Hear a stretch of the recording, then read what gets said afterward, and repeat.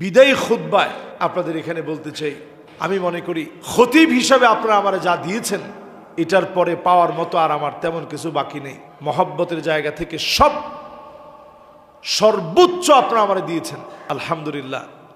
এই মহব্বতই আমাদের 11 বছরের সুসম্পর্কের সবচেয়ে বড় হাতিয়ার ছিল এই মহব্বত। আমাদের মসজিদের সম্মানিত খতিব আল্লামা সাদিকুর রহমান আল আজহারী সাহেব প্রায় দীর্ঘ 11 বছরও বেশি সময় যাবৎ আমাদের মসজিদের নিয়োজিত আছেন। বাংলাদেশে ওনার ক্যারিয়ারের শুরু আমাদের এই মসজিদ থেকেই। এই মসজিদের শুরু থেকে আজকে যে বিশাল কমপ্লেক্স, এর পেছনে ওনার অবদান অনস্বীকার্য। আল্লাহ তাআলা ওনাকে ওনার যোগ্যতা অনুযায়ী সম্মান প্রদান করেছেন, আলহামদুলিল্লাহ। উনি আজ বাইতুল ওয়াদুদ জামে মসজিদের গণ্ডি পেরিয়ে বাংলা ভাষাভাষী বিশ্বজুড়ে সকলের কাছে সমানভাবে সমাদৃত। আমাদের মসজিদে খতিব থাকাকালীন সময়ে ওনার বিভিন্ন প্রস্তাব আসা সত্ত্বেও উনি আমাদের মায়া এবং ভালোবাসায় আমাদের সঙ্গেই রয়ে গিয়েছেন। দেশের এই পরিবর্তিত পরিস্থিতিতে গত মাস থেকে মগবাজারের একটি মসজিদ থেকে ওনার কাছে একটি প্রস্তাব খুব জোরে সোরে আসা শুরু করে। প্রাথমিক অবস্থায় উনি প্রস্তাবটা প্রত্যাখ্যান করলেও সামগ্রিক অবস্থা বিবেচনায় উনি আমাদের কাছে ছুটির আবেদন করেন। এ নিয়ে আমরা ব্যক্তিগত পর্যায়ে বহুবার আলোচনা করেছি।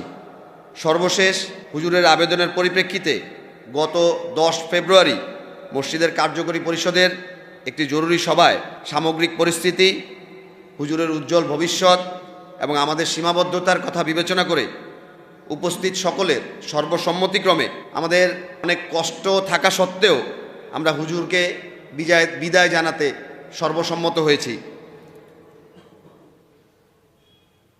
হুজুর, আমরা আপনাকে আল্লাহর জন্য ভালোবাসি।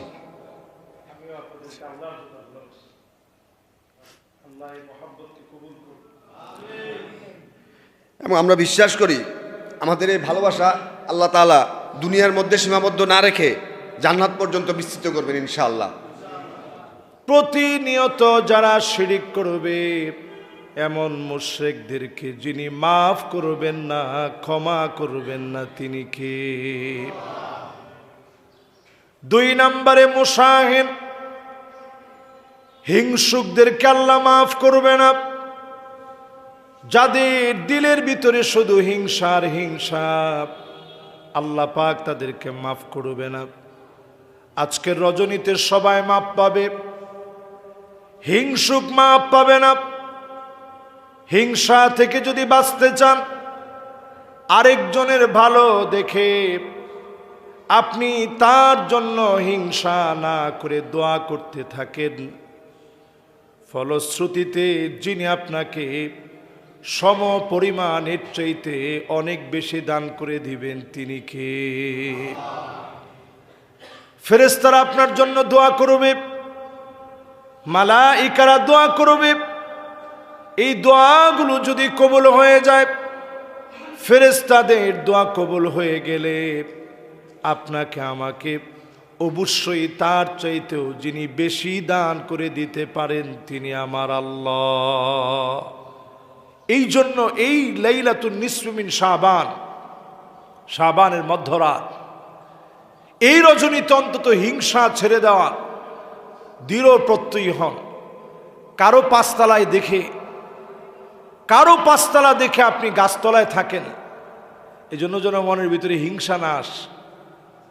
আল্লাহ পাক যেই লোকের দিকে তাকাবেন না, এর মধ্যে অন্যতম এক ব্যক্তি হবে আইলুন মুস্তাকবির। দরিদ্র কিন্তু অহংকার কমে নাই, দরিদ্র কিন্তু অহংকার কমে নাই। এরকম ব্যক্তি দেখবেন আমাদের সমাজের ভিতরে আছে না? চায়ের দোকানে বসলেই দেখবেন বলবে যে তার বাবা আমাদের বাড়িতে কাজ করছে, তার দাদা আমাদের বাড়িতে কাজ করছে, এখন না হঠাৎ করে সে বড় লোক হয়ে গেছে। এরকম আপনি যখনই বলবেন, আপনি মনে রাখবেন আইলুন মুস্তাকবির। দরিদ্র হওয়ার পরও যদি আপনি অহংকার করেন, আপনার দিকে মালিক তাকাবেন না, কথা বলবেন না, দয়া পর্যন্ত দেখাবেন না। আল্লাহ যদি দয়া না দেখান, সেদিন দয়া পাওয়ার মতো কোনো জায়গা নাই। আল্লাহ যদি মাফ না করেন, সেদিন মাফ পাওয়ার মতো কোনো জায়গা নাই। মানুষের গুনাহ সেদিন এত বেশি হবে,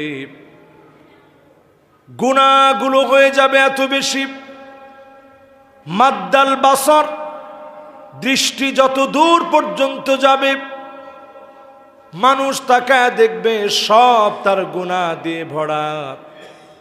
এত গুনাহের ভিতরে গোলামদেরকে যিনি দয়া করে মাফ করে দিবেন তিনি কে?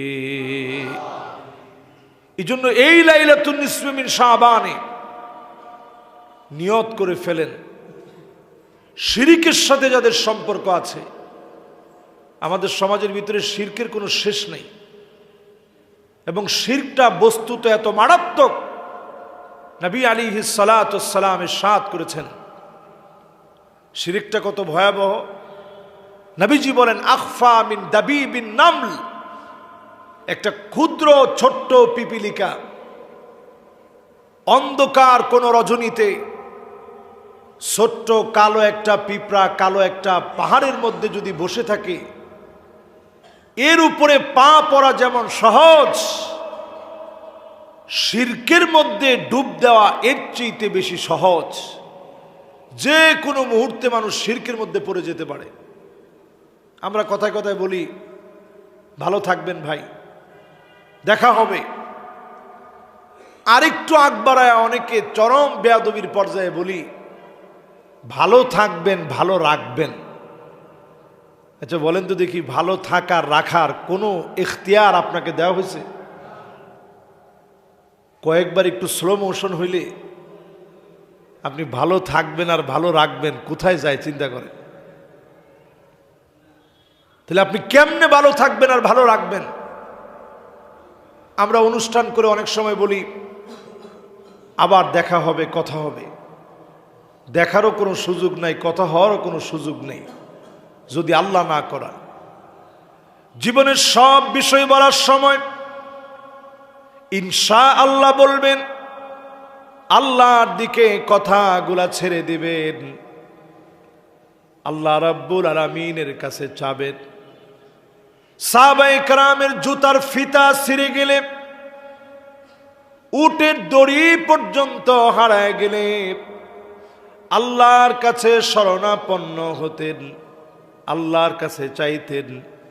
সব জিনিস আল্লাহর কাছে চান, ছোট থেকে বড় সব বিষয়গুলো আল্লাহকে বলেন। এর লাভ হলো আল্লাহর কাছে যখন আপনি বলবেন তৎক্ষণাৎ হয়তো কবুল হয় নাই, জীবদ্দশায় হয়তো আপনি পান নাই, আখিরাতে সব দোয়ার ফলাফল যিনি দান করে দিবেন তিনি কে? সব আল্লাহর কাছে বলতে থাকেন, শিরিক থেকে বাঁচার চেষ্টা করেন। 2 নম্বর পয়েন্ট, হিংসা থেকে বাঁচুন। 3 নম্বরে যারা বসলেন, জালেম হওয়া থেকে বাঁচেন, জুলুম করা থেকে বাঁচেন। নিজে যদি জুলুম করেন, ইয়াকুম ওয়াজ-যুলম ফাইন্নায যুলমা যুলুমাতুন ইয়াউমাল কিয়ামাহ।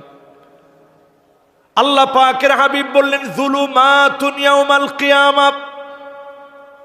আপনি জুলুম করছেন দুনিয়ার জীবনে একটা, আল্লাহ পাক জুলুমাত বললেন আল্লাহর হাবিব। এর মানে হলো একটা জুলুমের জবাব একটা দিয়ে আল্লাহ দিবে না, 1000 রকমের জবাব পেতে হবে।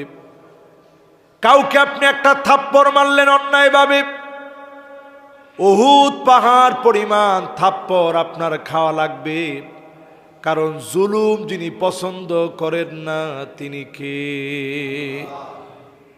জুলুম আমাদের সমাজের ভিতরে, এটা আমরা কিছু মনেই করি না। ক্ষমতা থাকলেই মনে করি যে আমার তো ক্ষমতা আছে, আমি যা ইচ্ছা তাই করব। সাদাবাজি করার অনেকে মনে করে এটা তো আমার ব্যবসা। আপনি এখানে ধরেন একটা বিল্ডিং বানাবেন, চাঁদাবাজ ফোনটা দেয় কেমনে যে আপনি একলা ব্যবসা করবেন, এটা কি হয়? আমার ভাগটা আপনি পাঠিয়ে দেন। তা আপনি যে ভাগটা নিলেন, কিছুদিন পরে আপনি হায়াতে থাকলে দেখবেন কিডনি ড্যামেজ হয়ে গেছে, ডায়ালিসিস লাগতেছে, হার্ট অ্যাটাক হয়েছে, ব্রেন স্ট্রোক হয়েছে, দুনিয়াতে কোনো জালেমদেরকে যিনি ছেড়ে দেন না তিনি কে? এই রাত্রিতে জালেমদের কোনো মাফ হবে না। আজকে থেকে যদি নিয়ত করেন, আল্লাহ জীবনে জুলুম করে ফেলেছি, অন্যায় করে ফেলেছি, যাদের সঙ্গে জুলুম করেছেন আজ যদি তাদের কাছ থেকে মাফ চেয়ে নেন, যিনি চাইলে মাফ করে দিবেন তিনি কে? 3 নাম্বার পয়েন্ট। 4 নাম্বারে আল্লাহ রাব্বুল আলামিন মাফ করবে না। আকুন বিওয়ালিদাই, পিতামাতার সঙ্গে যারা খারাপ ব্যবহার করে, এই রকম সন্তান, পিতা মাতার সঙ্গে যারা ধমক দিয়ে কথা বলে, এমন লোকদেরকে যিনি মাফ করবে না, ক্ষমা করবে না তিনি কে? আমি বিনয়ের সঙ্গে আপনাদেরকে বলি, ইয়ং জেনারেশন সবাইকে বিনয়ের সঙ্গে বলতে চাই, আমরা এই আধুনিকতা যত বেশি পাচ্ছি তত কেমন যেন আমাদের ভিতরে আধুনিকতার কারণে এখন দিন দিন আমাদের ভিতরে পিতামাতার সাথে বেয়াদবিটার প্রবণতা এত বেড়ে গেছে। এখন আমরা সবাই বাপ মারে তুমি তুমি করে বলি, এটাতে কোনো অসুবিধা নেই, আপনি তুমি করে বলেন আর আপনি করে বলেন, কিন্তু আমাদের সময়টাতে আমরা তুমি করে বলার মতো সুযোগ ছিল না। তো সবাই বলতে পারলেন না, ছিল?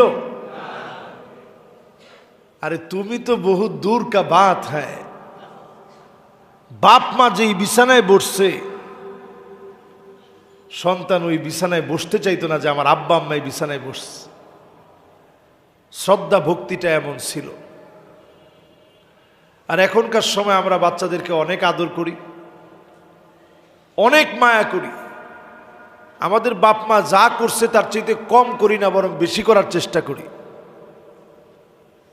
কিন্তু করার পরও দেখা যায় এই মোবাইল নামক ভাইরাসের কারণে লাতামাথু লাতমাতান, নবীজি বলছেন একটা ভাইরাস আসবে পৃথিবীতে।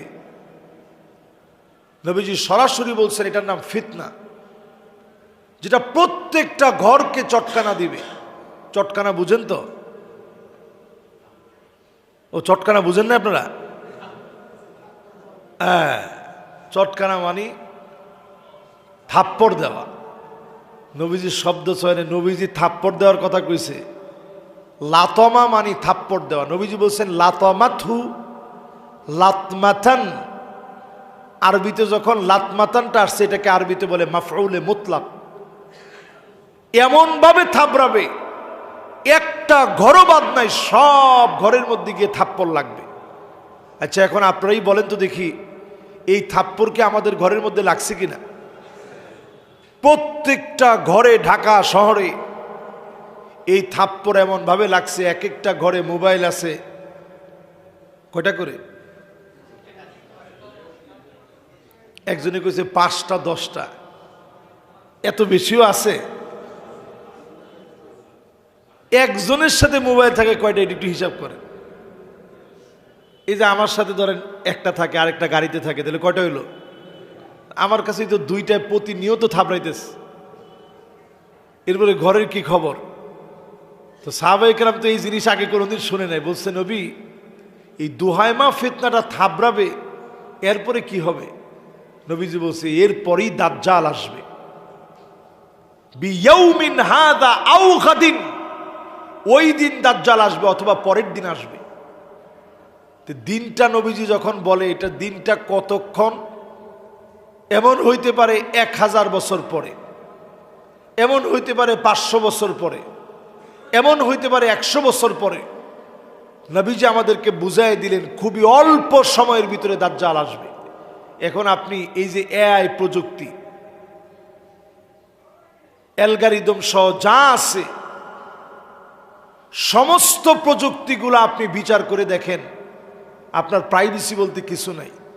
আমি নিজের চোখে দেখেছি। ওই দিন একটু বুকের মধ্যে ব্যথা হচ্ছে, আমি বলতেছি এমনি মোবাইলের সামনে, এমনি যে বুকটা ব্যথা হচ্ছে, কি খাওয়া যেতে পারে? এমনি কথা বলতেছি, মোবাইল চালাচ্ছি, বলতেছি, একটু পরে দেখি যত অ্যাড আছে সব অ্যাড আসতেছে যে বুক ব্যথা হইলে এটা খান, বুক ব্যথা হইলে ওইটা খান। আমি তো অবাক হয়ে গেলাম, কিরে এতদিন তো একটা বারের জন্যেও বুক ব্যথা হইলে কি খাইতে হবে এটা তো আসে নাই, এখন আসতেছে কেন? তার মানে চিন্তা করেন, সমস্ত বিষয়গুলো সব নিয়ন্ত্রিত হচ্ছে। যত দামি মোবাইল, নিয়ন্ত্রণটা তত বেশি না কম? তত স্ট্রংভাবে নিয়ন্ত্রণ হচ্ছে। প্রাইভেসি বলতে এখন কিছু নাই। ঠিক যেই সময়ে প্রাইভেসি বলতে কিছু নাই, সমস্ত জায়গায় যখন আমাদের কথাগুলো চলে যাচ্ছে, ঠিক সেই সময় আমরা মনে করি মা বাপ বুঝবে কি, মা বাপরে আমরা মূল্যায়ন করতে শিখি না। আজকের রজনীতে আল্লাহর কাছে সবাই মাপ পাবে। মা বাপের অবাধ্যাচারণ করে এমন সন্তান আজকে মাপ পাবে না। এই জন্য আজকে অন্তত বাসায় গিয়ে মা বাপের কাছে মাফ চাবেন। এটার ভিতরে কোনো লজ্জা নাই, পরম তৃপ্তি আর সুখ আছে। আপনি বইলা দেখেন যে আম্মা মাফ করে দিন, আব্বা মাফ করে দিন, দেখবেন মা বাপ আপনার মাথায় হাত দিয়ে বলবে, বাজান তুই কি কোনো সময় আমার সাথে ভুল করতে পারিস? তোর সাথে কি আমার জিন্দেগিতে কোনোদিন রাগ থাকতে পারে? মা বাপ তো এমন। আমি যখন আম্মারে বলে আম্মা দোয়া করেন, আব্বা পাশ থেকে এমনি বলে যাও বাজান দোয়া করতেছি, আমি কিন্তু এখন আব্বারে বলি নাই যে আব্বা আপনি দোয়াটা করেন। আমি সাথে সাথে চিন্তা করি যে মা বাপ কিরকম। এরপরে আমি সাথী আব্বারে বলে আব্বা আপনিও দোয়া করেন, না বাজান যাও, আমি তো দোয়া করবো আগেই কইছি। এই হচ্ছে মা বাপ। সেই মা বাপকে যদি আপনি কষ্ট দেন, আপনি জেনে রাখবেন অনেক বড় ডিগ্রি আপনার হতে পারে, অনেক মেধাবী আপনি ছোটকাল থেকে, জীবনের কোনো না কোনো জায়গায় আপনি ধরা খেয়ে যাবেন, কারণ আপনার মা বাপ আপনার উপরে কষ্ট পেয়েছে। কষ্ট যদি নাও পায়, মৌখিকভাবে মা বাপ কখনো বদদোয়া দিতে হয় না। আপনি কোনো একটা কিছু বলছেন, মনের ভিতরে একটু হালকা বাড়ি লাগছে যে আমার ছেলে আমার এটা বলতে পারলো, দিনরাত পরিশ্রম করি এই সন্তানদের জন্য, মনের ভিতরে শুধু এতটুকু দাগ কাটছে। আপনি লিখে রাখেন, মা বাপ বেজার না হইলেও যিনি বেজার হয়ে গেছেন তিনি কে? এই জন্য খবরদার মা বাপরে কষ্ট দিন। লাইলাতুন নিসফি মিন শাবান, আল্লাহর কাছে মাফ নাই ওই বান্দা যে মা বাপের সাথে বেয়াদবি করে। রমজান মাসেও তার মাফ নাই, কদরের রাত্রিতেও তার মাফ নাই। মা বাপ যদি মাফ না করে, তাহলে চিন্তা করেন এই জায়গাটা কত দামি। বুঝবেন সেদিন যেদিন হারায় যাবে, বুঝবেন সেদিন যেদিন হারায় যাবে। যতদিন মা বাপ আছে সম্মান সূচক ব্যবহার করবেন। প্রিয় ভাইয়েরা আমার, এরপর 4 নম্বরে মুদমিনুল খামর, বিভিন্ন নেশাজাত দ্রব্যাদির সঙ্গে যাদের সম্পর্ক আছে। দিন দিন আমার দেশে নেশাজাত দ্রব্যাদি বেড়ে যাচ্ছে। এই নেশার সঙ্গে যাদের সম্পর্ক আছে, এগুলো একটা একটা করে সব বাদ দিয়ে দেন। যদি একদিনে না পারেন, একটু কমায় আনেন।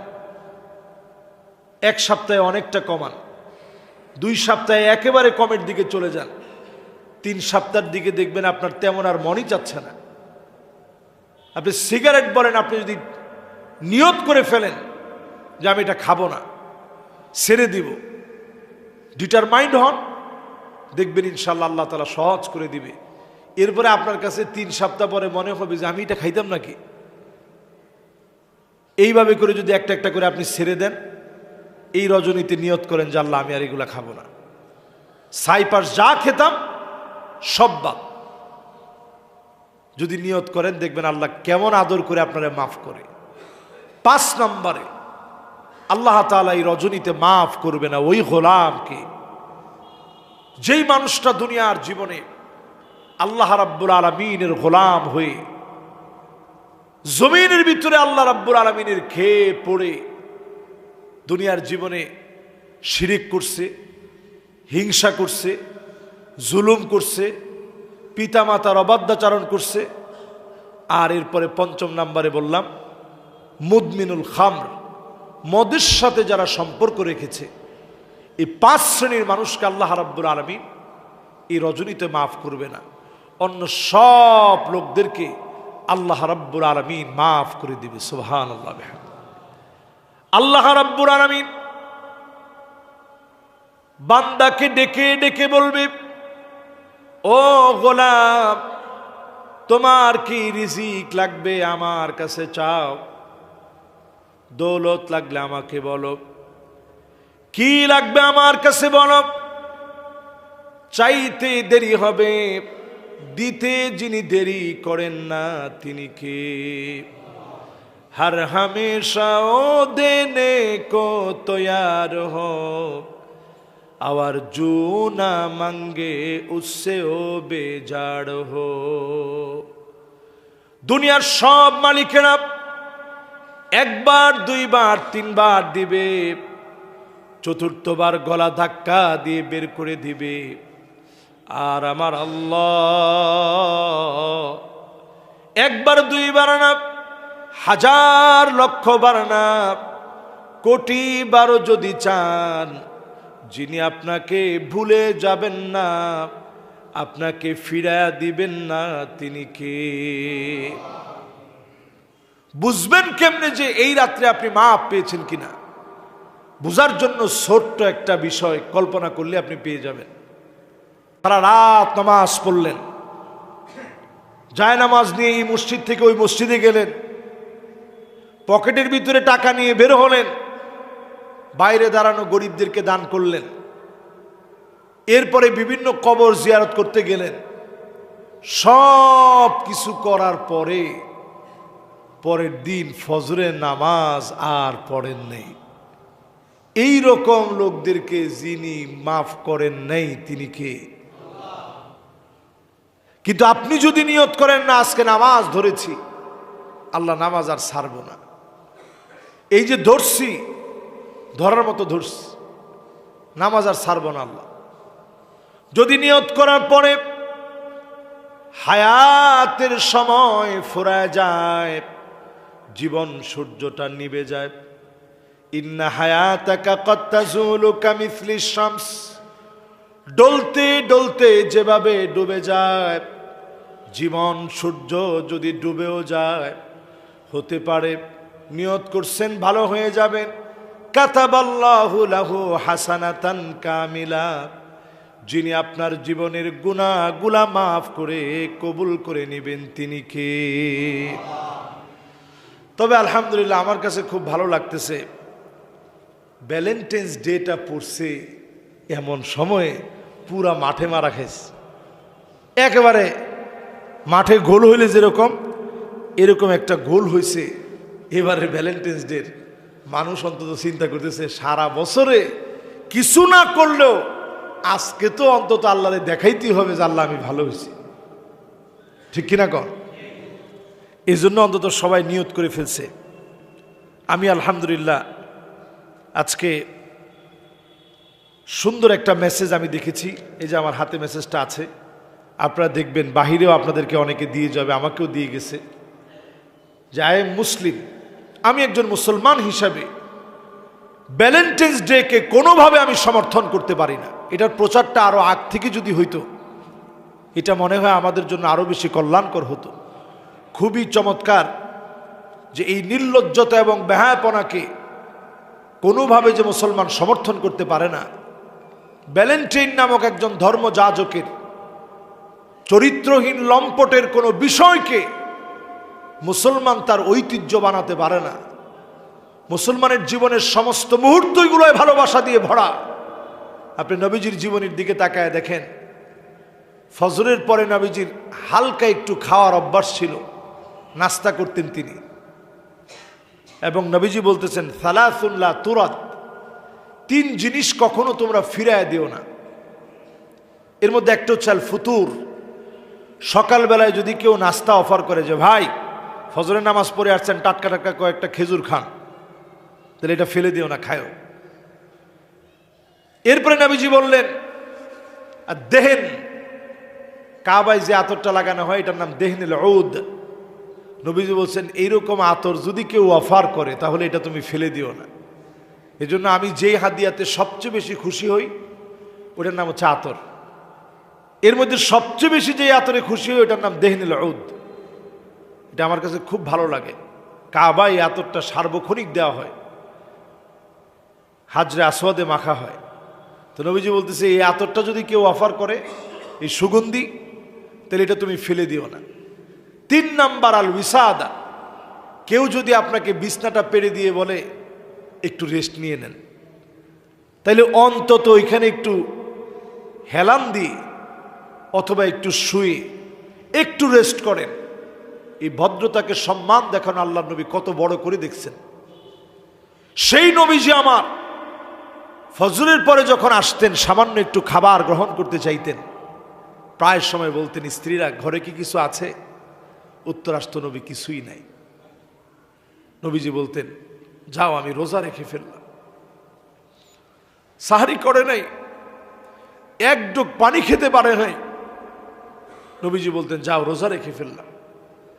স্ত্রীরা একবারের জন্য বলে নাই নবী কেমন করে আপনি বললেন, ঘরে কি কিছু আছে, কি আনছেন আপনি? একদিন আম্মা জানরা এই কথাটা নবীজিরে বলেন।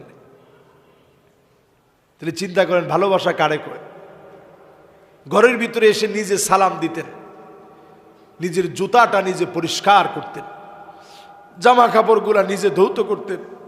ফাকান্নাসা রাসূলুল্লাহ, আমার রসুল নিজেই নিজের ঘরটা ঝাড়ু দিতেন। আমার রসুল নিজে স্ত্রীদেরকে তরকারি কেটে দিতেন।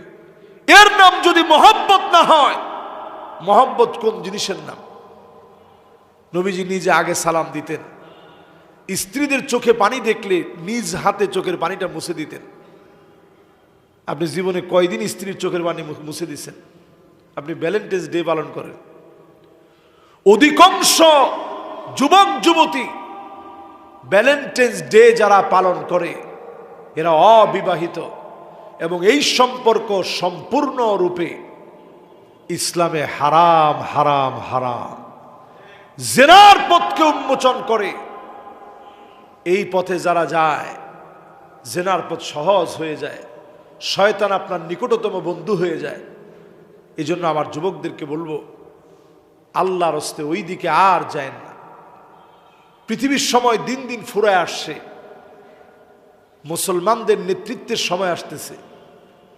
যুবকদেরকে ব্যতিক্রম যদি না হয়, কেমন করে বিজয় বিপ্লব আমাদের আসবে?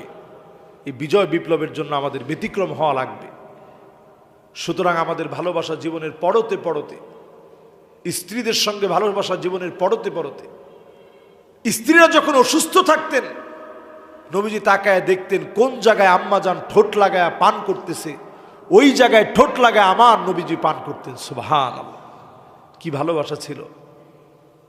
নবীজি রাত্রে ঘুরতে বের হতেন, উটনি একদিন বের হয়েছে, নবীজি 2টা উট ছিল, একটার নাম কসওয়ার, একটার নাম আদবা। এক উট অনেক পিছে পড়ে গেছে, যেটা সাউদা রাদিয়াল্লাহু তাআলা আনহা যে উটের মধ্যে চড়ছেন।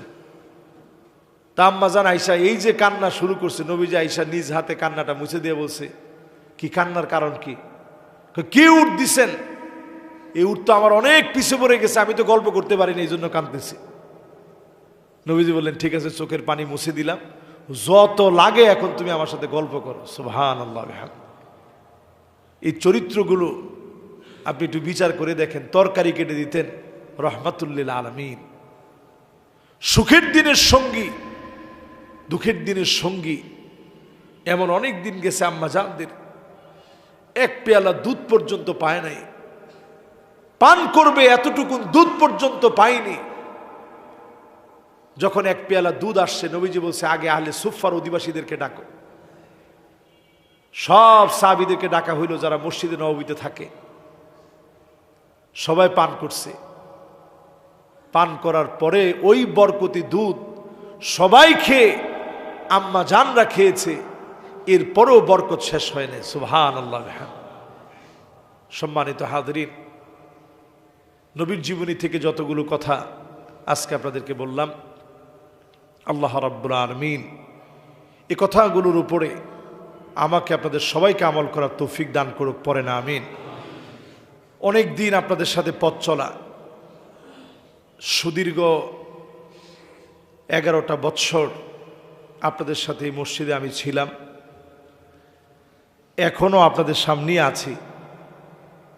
সুদীর্ঘ 11টা বছরে আমি যদি আমার কোনো বক্তব্যে, আমার কোনো কথায় এক্সট্রিম লেভেলে কথা বলতে গিয়ে আমার অযোগ্যতার কারণে, আমার ইলমের ঘাটতির কারণে, আমলের ঘাটতির কারণে, কোনো নুকসানিয়াতের কারণে যদি আমি কথা বলতে গিয়ে আপনাদেরকে কষ্ট দিয়ে থাকি, মেহেরবানি করে আপনারা আমারে মাফ করে দিবেন।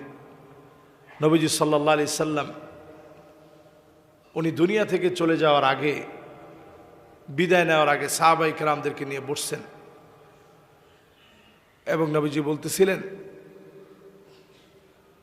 তোমাদের কারো উপরে যদি সামান্য কোনো জুলুম করে থাকি, ফালইয়াকতাস মিন্নি ক্বাবলা আল কিসাস ইয়াউমাল কিয়ামাহ, আল্লাহর আদালতে বিচারের আগে তোমরা আমার বিচার করো। কারো উপরে যদি কোনো জুলুম করে থাকি, মান কানাত মিন কিবালি মাজলামা, সামান্য জুলুম যদি কারো উপরে করে থাকি তাহলে আমার বিচার করো, কিসাস নাও। আমিও আজকে আপনাদেরকে বলতে চাই, সুদীর্ঘ 11টা বৎসর জুমা পড়াতে গিয়ে কোনো কথায় অথবা কোনো আচরণে যদি আপনাদেরকে আমি কষ্ট দিয়ে থাকি, আমি আল্লাহর হস্তে আপনাদের কাছে মাফ চাই, আপনারা আমারে ক্ষমা করে দিন। ইনশাআল্লাহ আপনাদের এখানে আল্লাহ তাআলার মেহেরবানিতে ইনশাআল্লাহ আমার সময় সুযোগ অনুযায়ী যখন আমি সময় পাব, কোনো লাইলাতুল কদরে হয়তো আপনাদের সাথে মাঝে মাঝে যদি সুযোগ পাই, একটু মিলিত হলাম, বিভিন্ন সময় মাঝে মাঝে আপনাদেরকে দেখতে আসলাম, এইভাবে ইনশাআল্লাহ মাঝে মাঝেই আপনাদের সাথে মিলিত হতে চাই। এই সুন্দর সুসম্পর্ক শুধুমাত্র যেন দুনিয়ার জন্য না, আল্লাহ রাব্বুল আলামিন আমাদের এই চেহারাগুলো, এই মানুষগুলোকে, আল্লাহর গোলামদেরকে দুনিয়ার জীবনে আমরা যেমন ভালোবাসায় আবদ্ধ ছিলাম, আমি কত ওয়াজের ভিতরে যে এই জুমার বয়ানে যে আমি বলছি, আল্লাহর কাছে এই ভালোবাসা যে কত দামি, কিয়ামতের দিন আল্লাহ বলবে, কোথায় তোমরা যারা একে অপরকে আমার জন্য ভালোবেসেছিলে? এই যে আপনাদের ভালোবাসা, মনের আবেগ, অনুভূতি, এটা শুধুমাত্র আল্লাহ রাব্বুল আলামিনের জন্যে। আল্লাহ পাক সেদিন এটাকে এত বড় বানায় দিবে, আল্লাহ বলবে, কোথায় তোমরা? আজকে কোনো ছায়া নাই, শুধু আমার ছায়া ব্যতীত কোনো ছায়া নাই। কামিকদারি মিলিন, সূর্য 1 মাইল দূরত্বে থাকবে। চিন্তা করেন এত দূরে সূর্য, তা কত কঠিন। 1 মাইল দূরে যদি সূর্য চলে আসে কি অবস্থা হবে সেদিন? মানুষ শুধু ঘামতে থাকবে, ঘামতে থাকবে। সেই কঠিন সময় আল্লাহ বলবে, আল ইয়াউমা উযিল্লুহুম, আমি আল্লাহ রাব্বুল আলামিন আজকে ছায়া দিব আমার ওই গোলামদেরকে যারা একে অপরকে শুধু আমার জন্য ভালোবেসেছে। সুবহানাল্লাহ।